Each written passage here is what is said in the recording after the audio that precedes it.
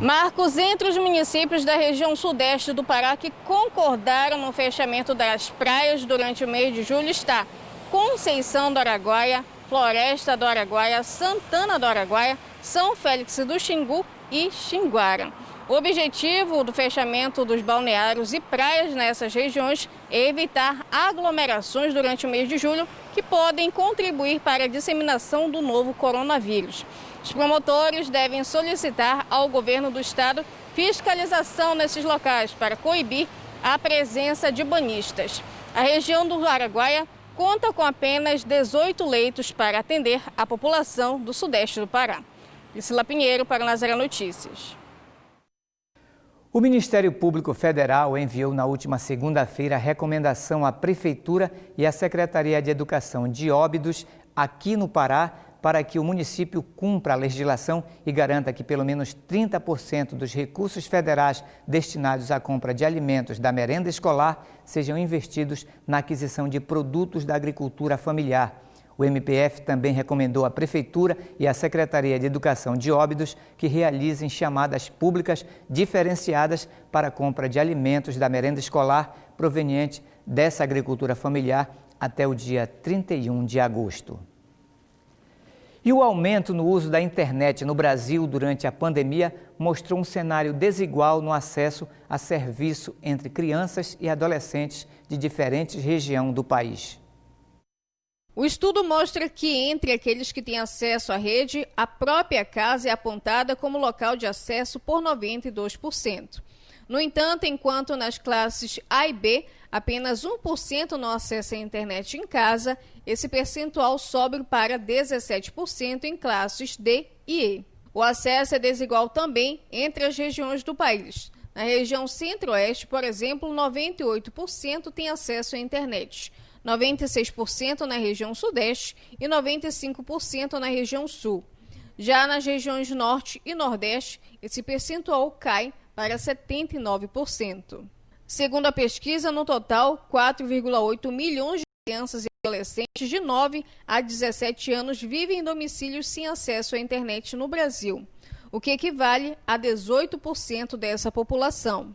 Em relação aos dispositivos usados para o acesso, o celular é o principal, mais da metade, 58%, acesso à internet somente pelo celular. Entre as classes D e E, essa porcentagem chega a 73%, enquanto nas classes A e B, a 25%.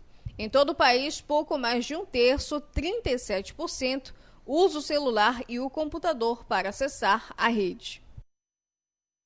E ainda falando de internet, os pais devem ficar atentos e acompanhar de perto o que os filhos estão acessando na internet, principalmente durante este período de pandemia.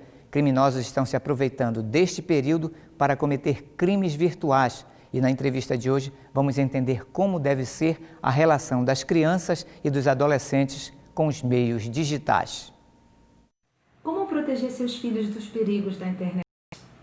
Eu sou a psicopedagoga Liliane Guapindaia e quero te deixar 5 dicas para ajudar você, papai e mamãe, nessa condução. Então anota aí a primeira dica.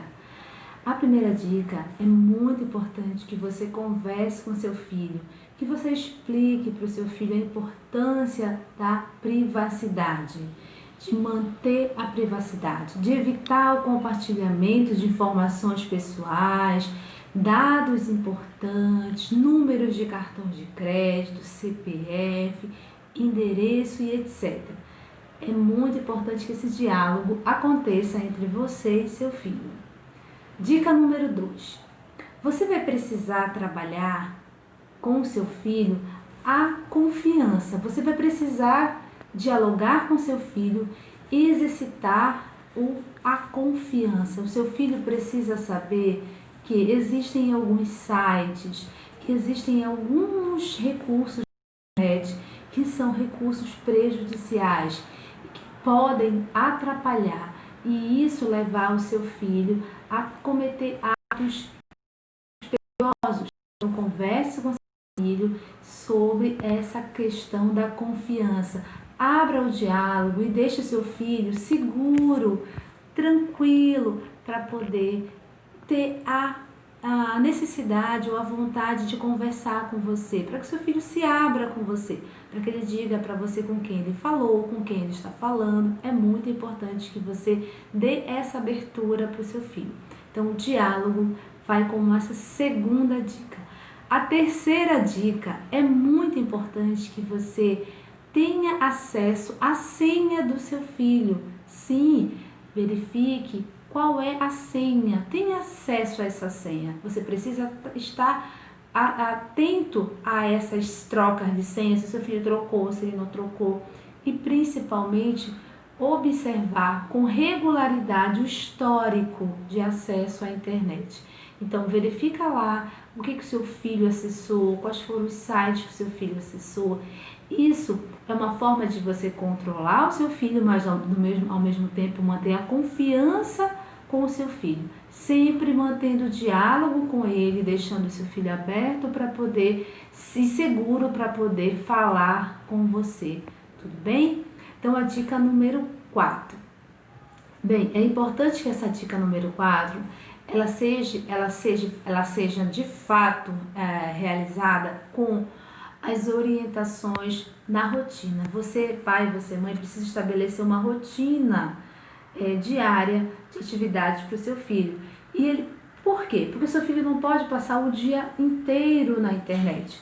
Então você precisa estabelecer horários de uso à internet, horários de acesso à internet, para que seu filho possa estar ali também realizando outras atividades, principalmente atividades que ele vai precisar se movimentar. Sabemos que a internet, muitas crianças hoje em dia, adolescentes, ficam sentados horas e horas, e temos tido diversos estudos aí que comprovam que essas crianças têm estado prejudicadas, elas têm ficado prejudicadas emocionalmente e também na questão física, tudo bem? Então a dica número 5, super importante que você, pai, que você, mãe, converse com seu filho e principalmente dê autonomia para o seu filho.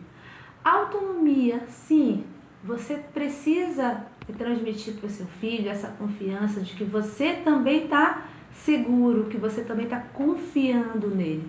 Você confia nele quando ele acessa um site, porque ele te falou que aquele site que ele acessa, você conhece todos os sites que ele acessa.